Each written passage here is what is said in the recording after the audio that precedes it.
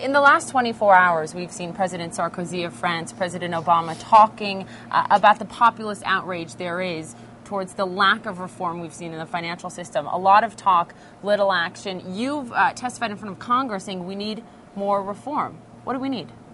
Well, number one, we need to get a group of regulators and bankers together and talk about reform. Right now, any conversation has been within the banks or within the regulators.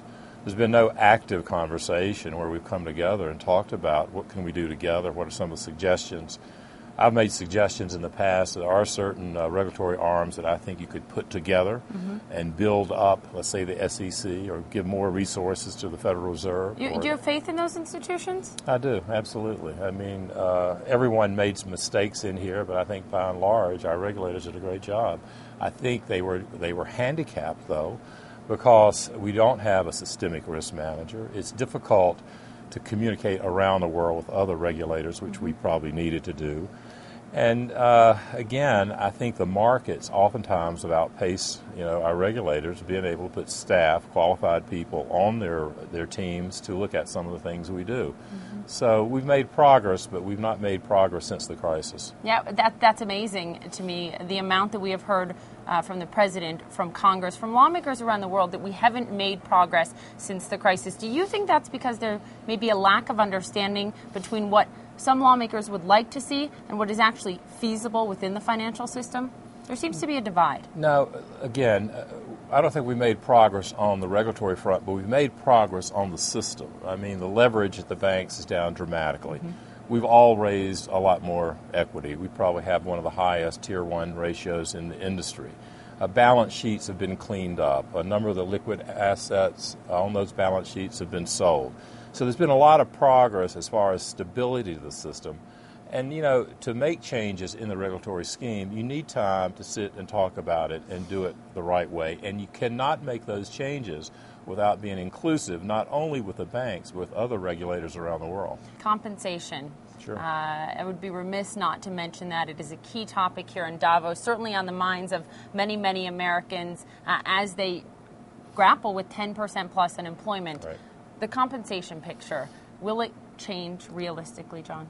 Well, it has changed. I mean, if you look at the form of compensation, there's very little cash being paid, a lot of stock. There are clawbacks being put into everyone's package. You haven't taken a bonus for 3 years. That's correct. I have not. And look, I just think it's the right thing to do. I think that you have to feel good about what you do, and I thought not taking compensation was the right thing to do. At the same time, I feel very strongly that my key executives and the people who run our business day to day need to be paid, but we have changed the way we pay them. I mean, compensation, it's easy to talk about compensation.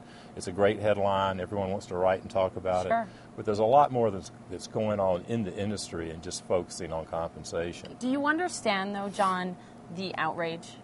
Do you understand the outrage at the banks? Because there is this growing divide, and it grows by the day, and it's very frustrating as a journalist to watch it and hear one thing from the top executives at banks and then hear another from a lot of the other people that we talk to. Do you understand the outrage, and do you think that there will be an understanding?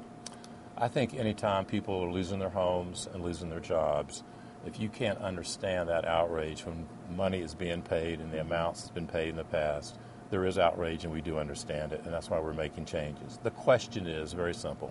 Are the changes we make, are they fast enough? Are they enough? Do we need to do more?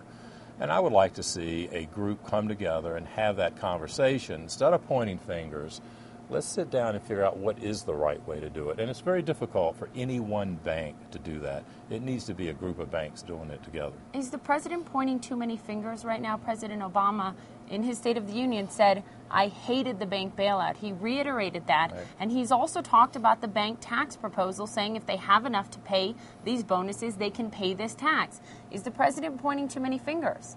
Well, I think he has an obligation to tell American people what he thinks, and if that's how he feels, he clearly should be doing that.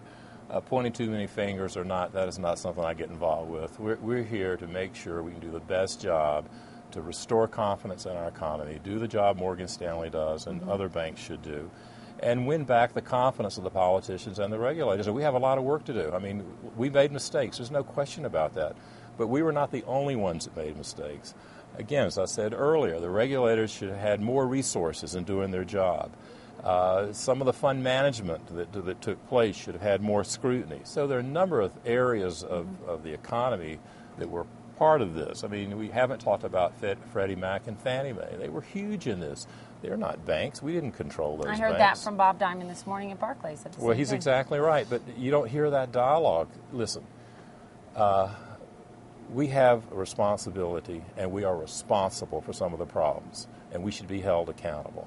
It's too easy to say it's just the banks. It's much broader than just the banks. So let's get everyone in the room, and let's figure out how we go forward and get this economy moving again.